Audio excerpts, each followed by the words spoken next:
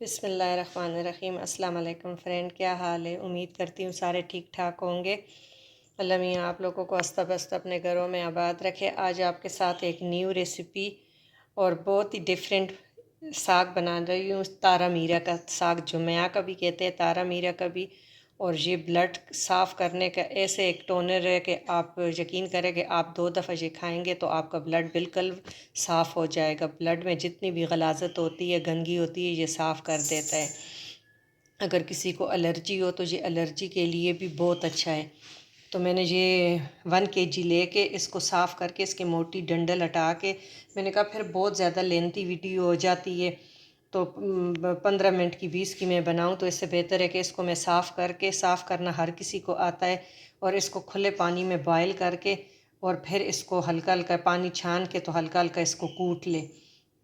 तो ये मैंने रख लिया है। और मैंने एक प्याज बड़ा लार्ज जो है ये मैंने चॉप कर दी है। तो इधर मैंने आग पे पैन रख ली है, पोट। और ये जो है मैं हस्बे ज़रूरत इसमें ऑयल डालूँगी, 1/2 कप के करीब के। थोड़ा सा साग में ऑयल अच्छा लगता है तो 1/2 कप के करीब। आप घी में भी पका सकते हैं, घी में भी इसका जायका बहुत अच्छा होता है। अब इसको थोड़ा सा हम गरम करेंगे और फिर इसमें हम चॉप प्याज ऐड कर लेंगे। ये बहुत टेस्टी बनता है, और ख़ास कर छोटे नए जनरेशन जो है और बच्चे वो तो नहीं खाते, लेकिन ये बड़े बूढ़ों की बहुत पसंदीदा ग़ज़ा है, लेकिन बच्चों को भी देने चाहिए।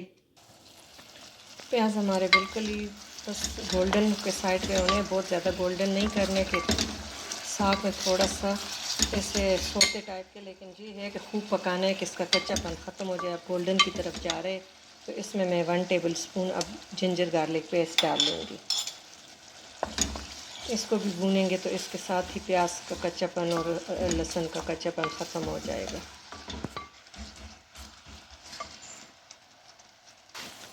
देखिए फ्रेंड, बिल्कुल हमारा लहसुन, अदरक और प्याज गोल्डन हो गए हैं। बस इस स्टेज पे अब हम इसमें मैंने तो टमाटर जो है वो फ्रीज़ थे तो उसको मैश कर दिए। आपने पेस्ट पर डाल लेना, छिलका उतार के मैंने इसका छिलका रिमूव कर दिया है कि साग अच्छा नहीं लगता छिलका आए, तो फ्रीज़ से तो बहुत आसानी से उतर जाता है।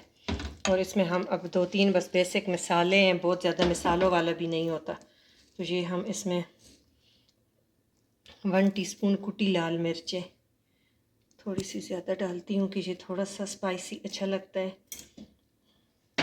बस 3 मसाले डालेंगे और ये इतना टेस्टी है कि आप कहेंगे, और ख़ासकर हमारे जो बड़े बुज़ुर्ग हैं उनके लिए ज़रूर आप बनाएं। ये 1/2 टीस्पून हम हल्दी डालेंगे, साग में इतनी हल्दी नहीं डलती, और हस्बे ज़रूरत, हस्बे जायका, जो आपके घर में नमक जैसे खाया जाता है आपने नमक डाल लेना है। और इसको अब हम खूब भूनेंगे कि टमाटर का पानी भी ख़त्म हो जाए और मसाला बिल्कुल भुन के रेडी हो जाए। देखिए फ्रेंड, मसाला हमारा बहुत अच्छी तरह माशाल्लाह भुन गया है, ऑयल ऊपर आ गया। अब इसमें मैं बॉयल साग जो है वो ऐड कर दूँगी।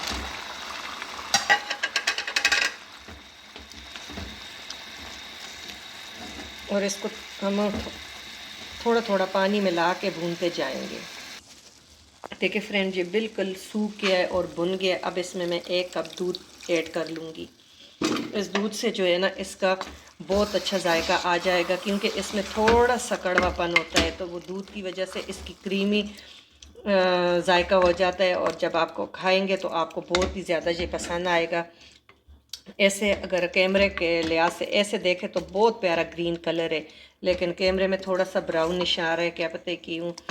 तो इसको अब मैं इतना ये करके तो थोड़ा सा 1/2 कप और दूध डालती हूँ, 1.5 कप दूध डाल के इसको मैं दम पे रख देती हूँ। देखिए दूध इसका ड्राई हो रहा है और भुनने की तरफ जा रहा है। जब इतना भुनेंगे कि दूध इसका ड्राई हो जाए और ऑयल छोड़ने लगे, अभी आपको थोड़ा थोड़ा नज़र आता होगा कि ऑयल भी ऊपर आ रहा है, लेकिन साइडों पे दूध भी अभी है।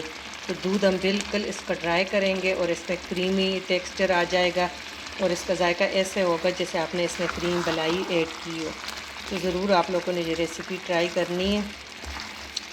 ये बड़े बूढ़ों को तो पकाना आता है, और अब जो नई हमारी नस्ल है उनको तो इन चीज़ों का पता ही नहीं है। तो आप घर में ज़रूर ये बनाएं कि हमारे बच्चों को भी ये ग़ज़ाइयत मिले। इसमें बहुत ग़ज़ाइयत है, ख़ासकर जिनके ब्लड में कोई नुक्स हो, एलर्जी हो, तो उसके लिए ये बहुत अच्छा है।